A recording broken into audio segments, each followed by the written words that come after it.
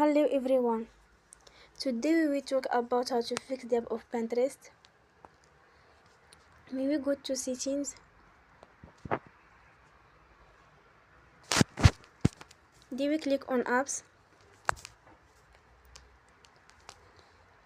After that you will search the app Pinterest and we click.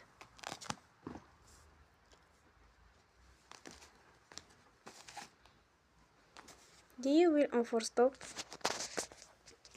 After that you will go to storage. Then we click on clear cache.